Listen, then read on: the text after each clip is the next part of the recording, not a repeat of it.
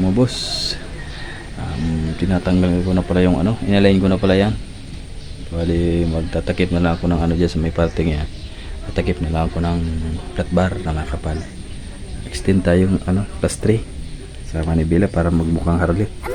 Saka pala mga boss, pinahirap ako nito. Baklas ditong ano to eh. Pakita ko sa inyo ito.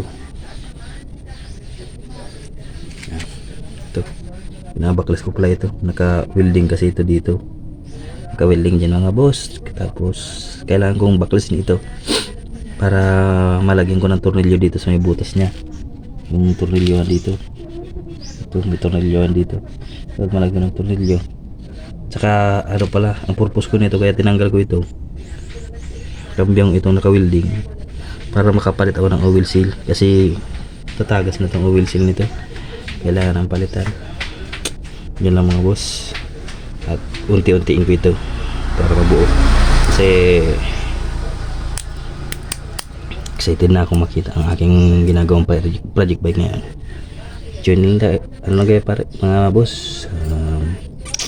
Ano to? Stay tune lang kayo dyan. Stay tuned. Ang project bike na ito.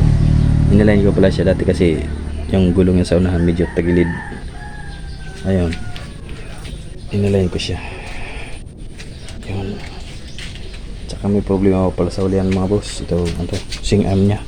Ito, nagalaw. Sing arm. Ano, may clearance. So, pati yung gulong. May clearance sa ditang gulong. Oh. Yan. May clearance mga boss. So, gumagalaw yung sing arm. Bali, palit ng bearing. Palit dito ng ano, damper. Palit tayo ng damper dito. Kabila. Okay, boss. Yan nga mga boss, at nasolda na yung ano, yung tangki, yung mga butas, kaya nagsitokalan yung masilya pala. Parting yan. Meron pa yan sa ano no, sa gilid. Yun, dito sa gilid, meron pa yan dito. Nung na-steel brush yung lumabas yung mga ano, yung mga butas niya. Yan. Diyan sa may ano, may mga maliliit ng butas. At dito naman sa ibabaw ay ano, siguro na masyadong diin sa ano, sa chassis. Kaya gagawin ko ng paraan ang tangki na hindi lumapat sa may chassis niya eh. Yan ang problema niyan eh. Ano yan, siyempre pang yung ano, yung bigat nasa dulo. Kaya nangyayaring ganyan mga boss. Kaya ito, ganyan.